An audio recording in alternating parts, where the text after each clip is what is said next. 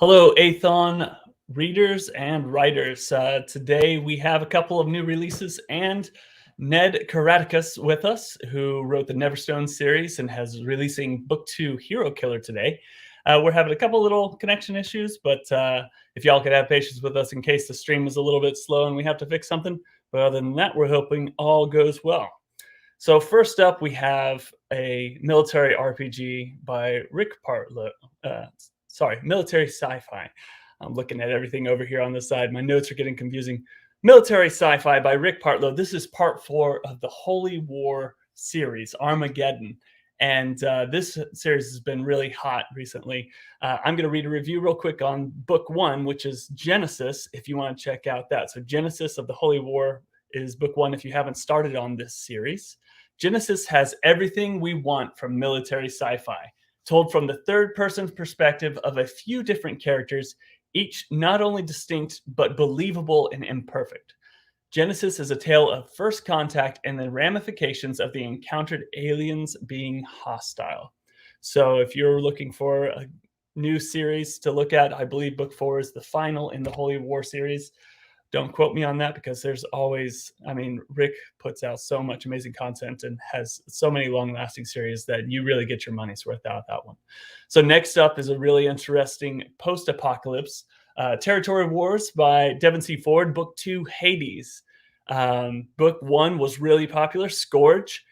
So the review for Scourge was, this book is worth the 5 stars just for the dialogue alone. Exceptionally done. This is an extremely well-written, realistic book about the future of ground war, several hundred years in the future. And the interesting thing is, it isn't all that different from now, especially for the Marines fighting. So if you are interested in, this is sort of the cross between that military sci-fi, post-apocalypse, more specifically, Territory Wars. And that one, again, we've gotten some really amazing reviews on that one. So looks like Ned is up and ready to go. So Ned is going to join us. He is going to talk about Neverstone and Hero Killers. Oh, he just hopped off. Hang on one second. Looks like he disappeared. So I'm going to go ahead and read a review about Neverstone. And since he's supposed to be here on the other side of me, I've got his image right here in the middle of my face. Neverstone. The Mad Elf is book 1, so give it a look. A brilliant book that blends traditional fantasy with modern elements and contemporary issues without losing sight of its fantastic roots. A great deployment of lit RPG too. Witty, observant, and frequently hilarious. Ned, let's see. There you are. Hey, Ned. Finally got you on my phone. Now I can hear what the hell you're saying. All right. So yeah, Ned had to hop onto his phone. Glad you can be with us, Ned. And Ned for reals this time. So Ned, thanks for joining us. Tell us a little bit about the world of Neverstone. It's more modern, I hear. I have not gotten a chance to read it. Well, it's a bit of a... It's basically... It started actually as something else entirely. It was... You see, I have a degree from screenwriting from DePaul, and that's how this started. This started as a spec script for something I was going to call Final Fantasy the Animated Series. But then it sort of evolved into its own thing when I realized that Square Enix's artistic direction is more like, apostrophes and combat lingerie, that sort of thing. And so I ended up using it as a way to sort of use fantasy terms and stuff like that and urban fantasy tropes to describe the kind of world we live in now. So the lit RPG genre kind of fit in there perfectly for what you were looking for, huh? Yeah, I actually didn't market it as a lit RPG because I didn't know what that was at the time I was writing it. But then I saved dates on there like, it's a lit RPG. I'm like, what the hell's that? Oh, it's its own thing. There you go. Yeah, it's amazing how quickly this lit RPG genre has kind of just everyone's kind of realizing what it is, but it feels like it kind of popped out of nowhere to call it that. And the fact that it has found its own niche as its own genre at this point. So what where do you get some of your ideas for this novel right here? Because you've got the Mad Elf is book 1. Where do elves play into this world? What's going on here? Is it just a clash of everything fantasy into the modern world? Well, basically, elves in this world are actually not a separate race from humans. They are more along the lines of natural selection is the only reason they've got those long ears, and they don't have any mystical properties. As well as dwarves, they're also just a different kind of humans. They're a product of their own environment. Usually, I Okay. don't like having different races have their own specific traits because sometimes that feels a little too close to the whole Nazi blood and soil thing. Yeah. But this is in fact a natural repercussion rather than a supernatural interference in this setting, huh? Yeah, it's as for the setting itself, it was originally the setting of Neverstone was originally some other game, but it was originally a JRPG that was based on the Magic Flute. But when a programmer was working on the remake, they hit the shift key when they shouldn't have, and and as a result, confined with the fact that the game engine they were using to make it was some kind of experimental Romanian thing that may not have supernatural connections. The result was that the enemy they were working on became an unkillable archdemon that inadvertently sort of gave the rest of Luminar free will. Yeah, It's this one's confusing. definitely on my to read list, and some of the comments in the section are making a lot of sense. There's a lot of stuff about your humor, originality. We see on the front cover. I didn't put it up in my graphics, but the front cover for the Mad Elf is a horse elemental, which is a combination of a bunch of elf parts. There you go. Look at that beautiful first cover. I love that one. Um, and then we have someone say this book feels like an LSD trip, so but in a good way. And Yeah, I'm glad you have some of that. I mean, humor and originality is kind of you kind of have to have those in lit RPG when you've got sort of a saturated market right now. So tell us about your thought process when you come up with these hilarious, weird monsters and situations. It seems like the main character is getting into. hmm. Well, I don't like to do anything that's too predictable.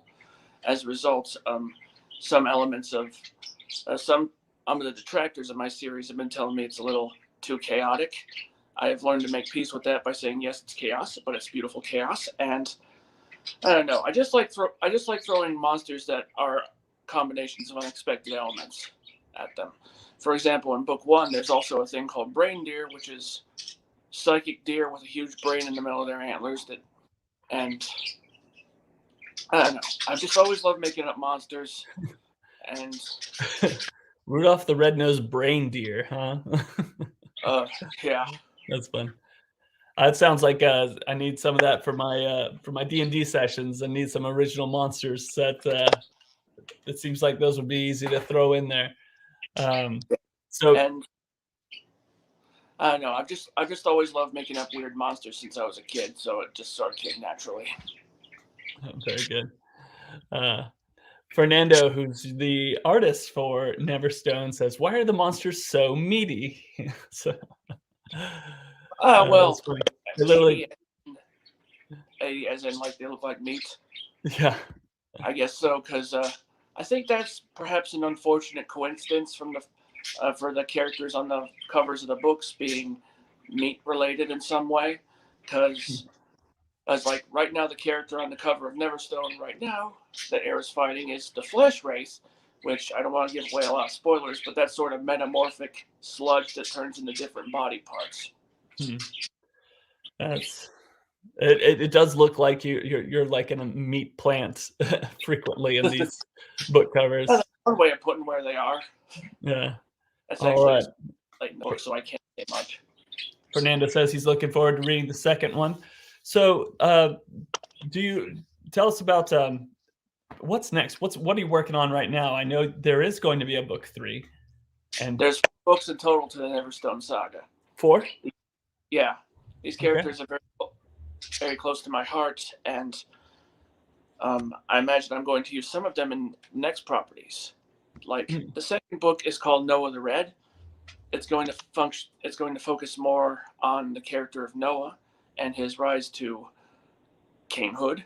It's a lot of explanation, but and then book 4 is going to be called The Voice Highmost, and that's when one, uh, Luminar and Earth start sort of getting into conflict with one another, and the programmer character Angel Sanchez ends up taking a major role, more or so than they did prior, and the whole sort of multiversal system I got set up starts coming in. Very good. I talked to another one. That's how much I appreciate. The universe is like Brandon Sanderson, how things just tie back in beautifully. And if you're a fan of an author and you have your universe, it's always fun, a lot of extra fun to see how on earth do the physics of one world actually play into the physics of another world, or how do they tie in, and having that overarching system. So because later on there's going to be a character called the Pale Hawk. He first starts being mentioned in Hero Killer, but later on he takes more of a role in book 4. That's sort of the character that sort of acts as the keystone between the various things I'm going to write next. Fantastic. Liz wants to know, what is your favorite monster that you have created? Oh geez. See, the thing about Liz, one sec, y'all. They did this little picture era. Oh, cool. Well done.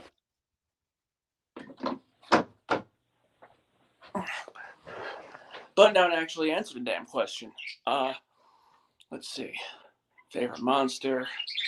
Now you see, I'm torn between the Sol Invictus in book 1, just for the sheer amount of what the fuckery, or the Cumulo Walrus in book 2, for similar reasons.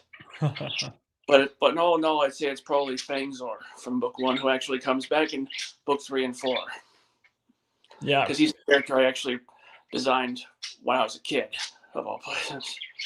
Yeah, it's before my next homebrew D&D sessions, I'm going to make sure your book is at the top of my reading list, because it sounds like there's a lot of interesting fighting and interactions as far as, how do we twist this map up? It sounds like you're a monster making master. So we got John Anderson asking, will there be more bees? Bees? Oh, well, once you get, if by bees you mean the infamous crotch wasp incident, then there will definitely be more daggerflies in book 2, one scene in particular, and I can guarantee you there will be bees in book 3 and 4. Well, I feel like I'm out of the joke. Tell me about this situation with bees. What happens? Well, here's the thing: the daggerfly is simultaneously the weakest and most feared monster in Rosencrantz, where the elves. It is it's a little wasp that's about 5 centimeters long, and has 2 HP and the most powerful sting ever created. And that it's not venomous; it just hurts like hell, and people have really lit themselves on fire to escape. Had you heard those? What was it? It was like these childhood rumors that the daddy longlegs is the most poisonous spider alive, but its mouth is too small to bite. An old wives' tale that's not true at all, but it sounds like there's some. It's like if our world was to be twisted, those daddy longlegs would certainly become a thing. Fantastic. I always like to ask, because I'm always stealing as an author myself, some inspiration. What do you write to music? And if so, what kind of music do you like to write to? Metal. Metal? Are you serious? Yeah, I was. A lot of Neverstone was written while listening to Devin Townsend Project, one of my favorite bands, just Devin Townsend in general. There's sort of prog metal stuff going on. And, Devin Townsend's work doesn't take itself too seriously either. I mean, he made a freaking thing called Ziltoid the Omniscient, which is about an alien puppet that likes coffee. But also, I'm really into Viking metal and power metal and lots of folk metal, that kind of stuff, too. I mean, I'm wearing a Mon Amarth shirt right now. Oh, man. Viking metal sounds like something I need to check out. I mean, there's even a fictional metal band in universe called Lobotomy Ward that there's even a few songs they did. Oh, man. Well, fantastic. Well, thank you very much. Now, The Mad Elf is book 1 of the Neverstone series. So for all of our viewers now and in the future who aren't even watching this live, make sure to check that out. I am going to go check it out sooner. Of course, I interviewed someone and I was like, I've got this list of stuff I need to catch up on. And it's like, I'll move that up a couple spaces. I'm gonna start my homebrew D&D campaign back up early next year, and so now it's a must read for me. So everyone check that out. And then book 2 released today, Neverstone Hero Killer, and that's available on Kindle Unlimited as well. And so if you want to give that a check out, just give it a download so you make sure you get back around to it. So thanks, Ned, for joining us. I'm looking forward to seeing your zany creations in book form, and him too. And we'll be looking forward to book 3 sometime early next year. So thanks for making these for us. And anything else going on that you can tell us about behind the scenes? Well, I am planning on a next series after this that has more of a Blackadder feel to it. Have you ever seen that BBC comedy Blackadder? I think I remember it. It was a long time ago, but I think it's sort of that British humor. It's going to have that kind of feel to it, and it'll be set in the same universe a little earlier. All I can tell you now is the tentative title is With Cat-Like Tread. Oh, excellent. I'm a big fan of British humor myself. I don't think I can pull it off as well as the Brits, but there's no one that can come up with a comeback quite like they can. All right. Well, thank you so much for joining us, and we'll be looking. John says more bees, so we'll be looking forward. There you go. Looking forward to book 3 and 2. Have a good one. You too.